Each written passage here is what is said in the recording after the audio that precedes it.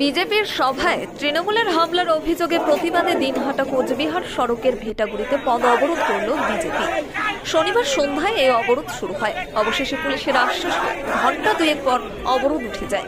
এদিনের এই অবরোধে নেতৃত্ব দেন বিজেপির জেলা সম্পাদক জীবেশ বিশ্বাস, বিজেপি নেতা দীপক কুমার রায় প্রমুখ। অবরোধ চলাকালীন সেখানে আসেন বিজেপির জেলা সভাপতি সুকুমার রায়, বিজেপির মহিলা সেলের জেলা নেত্রী মিনতি ঈশ্বর, সুধাংশু মহন্ত সহ অন্যান্য নেতৃত্ব। এদিন ভেটাগুড়িতে বিজেপির পদ অবরোধের ফলে বন্ধ হয়ে যায় যান চলাচল। সমস্যায় পড়তে হয় নিত্যযাত্রী থেকে শুরু করে সাধারণ মানুষকে। এদিন অবরোধ চলাকালীন বিজেপি নেতা দীপক কুমার রায় বলেন, দিনহাটার ঝুড়িপাড়া এলাকায় বিজেপির একটি কর্মী সভা চলছিল। সেই সভায় অতর্কিত তৃণমূলের হারমাত্রা লাঠি, বল্লম, পাথর নিয়ে আক্রমণ করে। বিজেপি কর্মী ঈশ্বর দেবনাথকে ভোজালি দিয়ে শরীরের বিভিন্ন স্থানে এমনভাবে আঘাত করেছে যে তার অবস্থা গুরুতর। কেবল ঈশ্বর দেবনাথ নয়, আরো বেশ কয়েকজনের উপর আক্রমণ করে তৃণমূল। এমনকি তারা যখন হাসপাতালে আসে চিকিৎসার জন্য, সেখানেও তৃণমূলের হারমাত্রা তাদের উপর চড়াও হয়। এছাড়াও বিজেপি নেতা অজয় রায়ের গাড়িতেও আক্রমণ করে তারা। তাই এর বিরুদ্ধে রাস্তায় বসে আন্দোলন। এদিন অবরোধের খবর পেয়ে এত বিশাল পুলিশ বাহিনী ঘটনাস্থলে ছুটে যায়। বিজেপির জেলা সভাপতি সুকুমার রায় ঘটনাস্থলে আসেন। এরপর পুলিশের সঙ্গে বিজেপি নেতৃবৃন্দের সমস্যাটি নিয়ে আলোচনা হয়। পুলিশের আশ্বাসে ঘণ্টা দুয়েক পর অবরোধ উঠে যায়।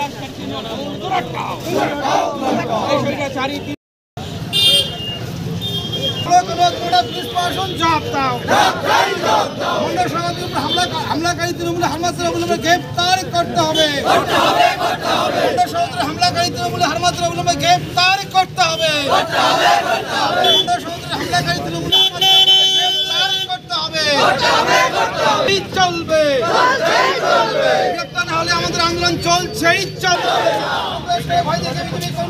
যায়নি, যাবে না। তৃণমূলের সন্ত্রাসের বিরুদ্ধে বিজেপির আন্দোলন চলছেই চলবে। তৃণমূলের সন্ত্রাসের আন্দোলন চলছেই চলবে। ভারত মাতাকে, ভারত মাতাকে। বিকালে সিটাই বিধানসভার 5 নম্বর মণ্ডলের সেক্রেটারি বডি একটি মিটিংয়ের আয়োজন করেছিলেন। তা সেখানে অতর্কিত তৃণমূলের দুষ্কৃতীরা সেখানে হামলা চালায় এবং হঠাৎ করে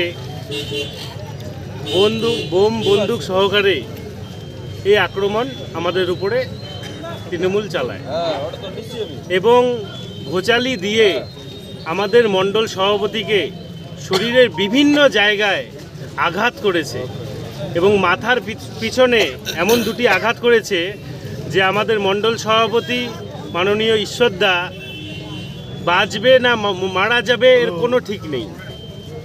আরও এর সাথে আরও 3 জন গুরুতরভাবে অসুস্থ, এদেরও ভোচালি দিয়ে মারা হয়েছে।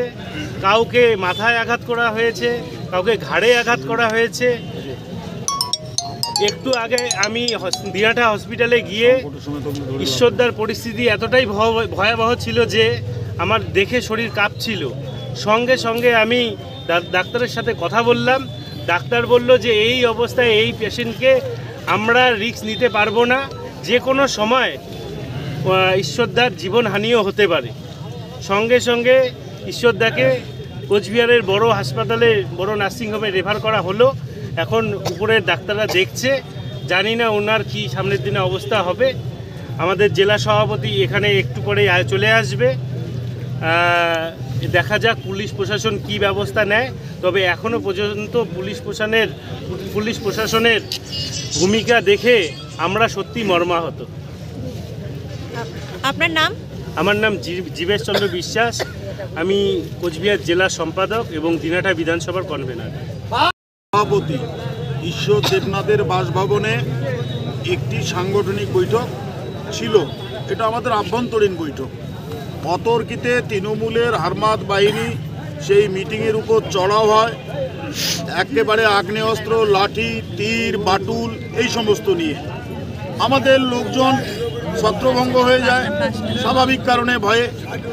সেই সময় ঈশ্বর দেবনাথকে একেবারে ভোজালি দিয়ে কোপানো হয়, শিল দিয়ে মাথা ফাটানো হয়, একেবারে তার জীবন সংশয় হওয়ার সম্ভাবনা রয়েছে জন্যে সেখান থেকে আমাদের দিনহাটা হসপিটাল থেকে ওনাকে কুচবিহারে রেফার করা হয়েছে। উনি মৃত্যুর সঙ্গে পাঞ্জা লড়ছেন। সেই সঙ্গে জিএস অর্জুন চক্রবর্তী, তিনিও অসুস্থ।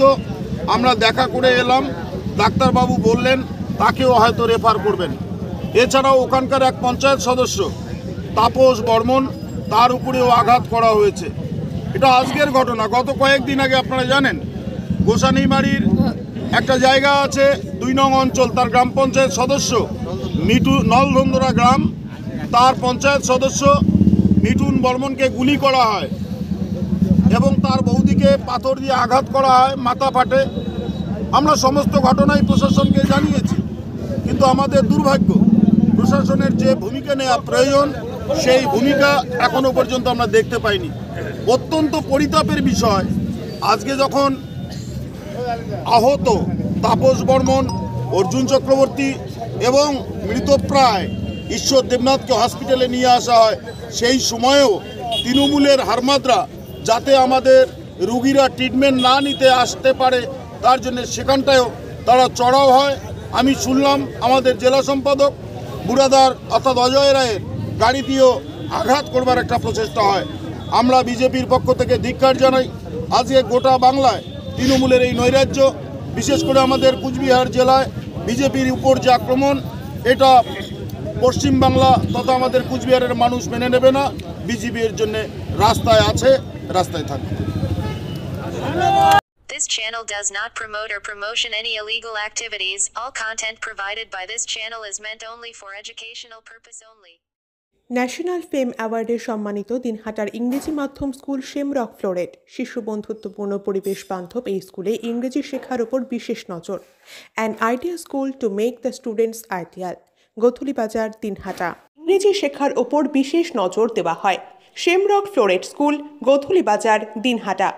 মোবাইল নম্বর 9635669499। আপনি কি gastric, kidney stone, migraine, sugar, paralysis, spondylosis, Baat ব্যথা, বিভিন্ন জটিল পুরাতন রোগে ভুগছেন? ইউনানি ফিজিশিয়ান ডাক্তার আলতাফ হোসেন সমস্ত সমস্যার 100% সমাধানে চিকিৎসা করছেন প্রতি সোমবার ও বৃহস্পতিবার দুপুর 2টো থেকে 6টা পর্যন্ত। চেম্বার দিনহাটা, গোধূলি বাজার, মার্কেট কমপ্লেক্স। বিশদে জানতে কল করুন 9832429025 অথবা 9932065792 এই নম্বরে।